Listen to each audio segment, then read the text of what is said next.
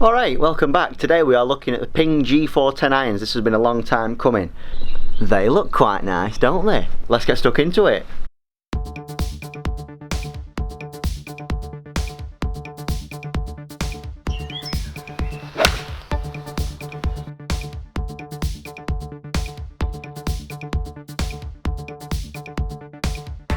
Right then, so before we go out and test these on the SkyTrack, let's see what Ping are saying about this iron. So first and foremost, we've got a larger flexing zone. The more flexible free moving face amplifies ball speed for greater distance and higher max height, which is quite good, quite interesting, allowing you to hit less club into the greens with control and precision to hold the putting surface. Makes sense. Higher launches, slightly lower spinning I'm going to guess, quicker ball speeds, more distance. Great, that's what some people want to hear. Clean look and a high MOI. This is the biggest difference I think in this iron, and I absolutely love it. So what they've done is they made the top line thinner, so it looks more like a player's iron, more like your eye range of years gone by, but we've still got all the forgiveness of a G iron, so particularly interesting. 10% less offset as well compared to the G400s, shorter blade length so it's not as long. G410 iron presents visually appealing, more refined shape with greater forgiveness than any iron its size. One thing that I will say however is with the thinner top line, when it comes to the longer irons you can start to see the back of the club, the bottom of the club, so that chunkiness you still can see it, but they've tried to disguise it with the thinner top line. But the thinner top line, I am a fan of it, so I think that's definitely a personal preference when it comes to that kind of stuff. Hosel toe weighting. So the face and cavity structure deliver faster ball speeds and save weight for expanding the perimeter weighting. Weight savings are concentrated in the toe and hosel to increase MOI 8% for more forgiveness and consistency. So again, like with most irons nowadays, perimeter weighting, if you get those off-centre hits, your ball speeds are going to be slightly quicker and you're going to hopefully achieve a little bit more distance with those off-centre hits as well. So that is a bonus. Core eye technology, we've seen this in the past 3 Ping G irons, I do believe. G400, G410 now. The next generation of core eye technology, however, powers performance in conjunction with the cascading sole design. Co-moulded cavity badge. This is a new feature on the Ping G410s. The full cavity co-moulded aluminium and elastomer badge dampens vibrations to deliver a powerful, reassuring feel and sound. So, not only is this slightly decorative in the back of the club, we also now see softer feels and a more powerful feel as well, Ping are claiming. Excellent, well done guys at Ping. Great work. The resilient Hydro Pearl 2.0 finish allows for a smooth transition through the turf and better contact, which contributes to versatility. One negative I have with the Hydro Pearl finish, however, is that it does chip up and mark quite easily. So people that have found, or certainly people that I've come into contact with that use Hydro Pearl finish clubs, they have to have iron egg covers because they do tend to chip a little bit easier. Enough of me talking far too much in depth about these irons. Let's go out onto the SkyTrack and see how they perform. I will see you outside. Okay, so we're outside. Just a few specs for you before we get into the actual hitting of these and showing you the figures on SkyTrack. The loft of this is 30 degrees. I've got this in the Project X LZ 6.0 shaft, which is 120 grams. This is the closest I could find to the shaft that I currently use in my irons. Golf Pride grip, all that good stuff. Let's get on SkyTrack, let's see how it performs. I'm presuming good distance with these, not sure about the spin rates, as they're a big, chunky, slightly lower lofted iron than what I'm used to. I need to shut up talking, I need to hit some shots.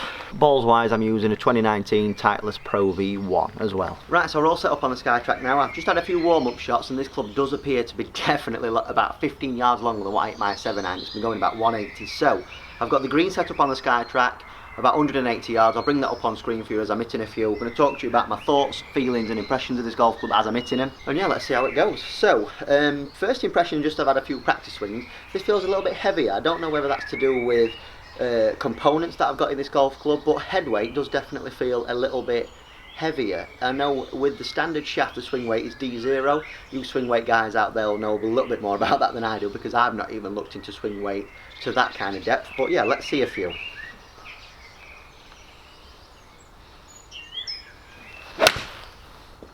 Okay, so not the best of strikes.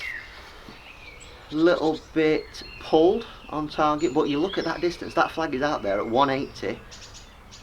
That's pitch 177, finish 182 total. Spin rate 4,900, so definitely low. I'm looking to get 6,500, 7,000 with those spin rates. Let's have another go. Not the best of strikes again. Interesting to see how they perform with these off-centered strikes. That one's going to miss the green to the right, unfortunately. It was very heely strike-wise, but again, 166 carry, 171 total. That was a shocker though.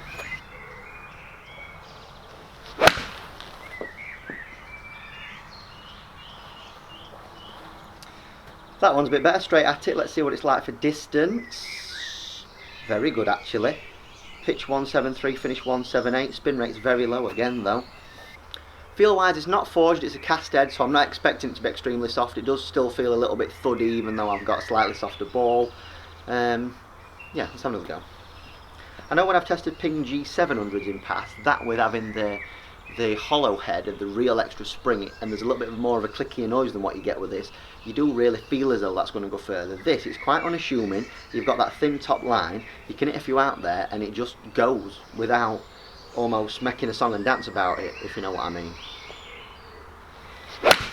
That was a good strike. Again, even when I get it really out at the middle, it doesn't feel soft. Let's see where this one ends up. So a little bit right at target. That is a bell. That is in fact a bell. Yeah, 178 carry, 172 total. 4,900 with the spin again. So just low spinning bombs really with these. Just have a couple more, see how close to that flag I can get.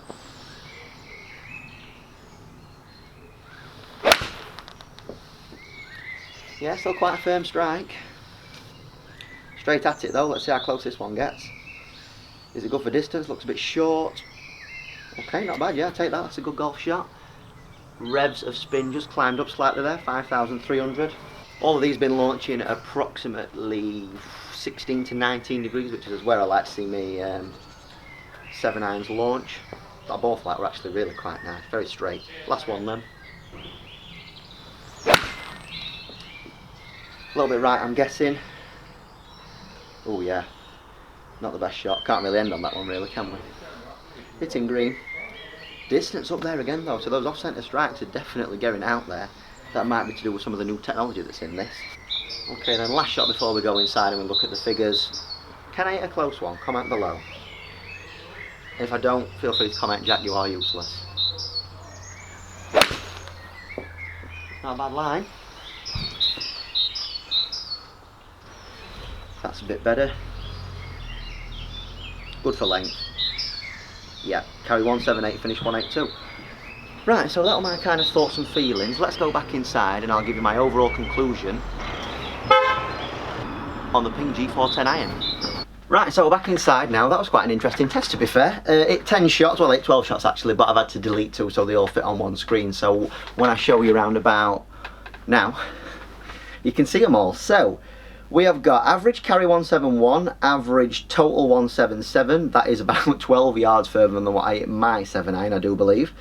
Mainly in part due to the spin rate. So if we look at that average, it's 5,000 revs of spin. I'm looking at 6,000, if not 7.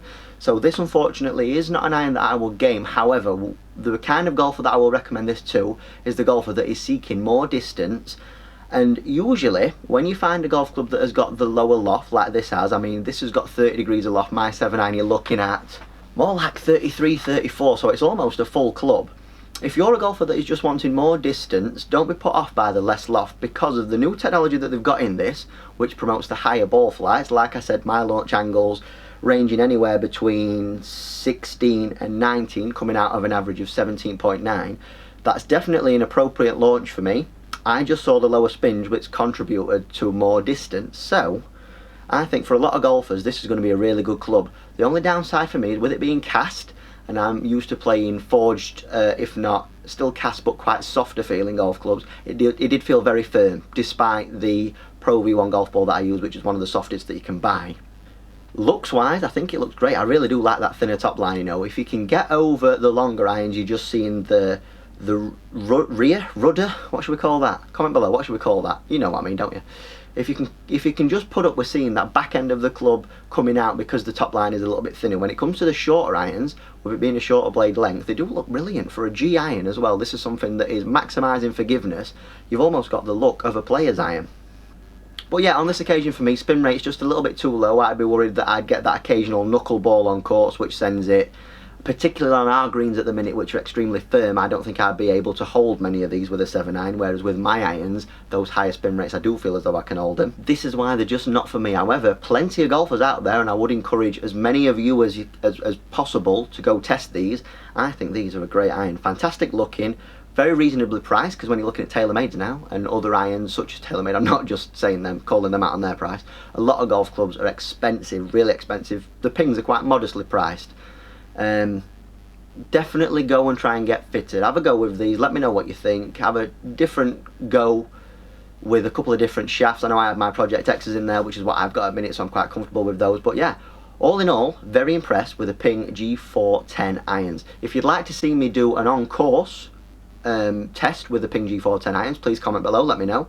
If you've not entered my M4 and M3 giveaway, make sure you do as well. I'll put a link to that video in the description below.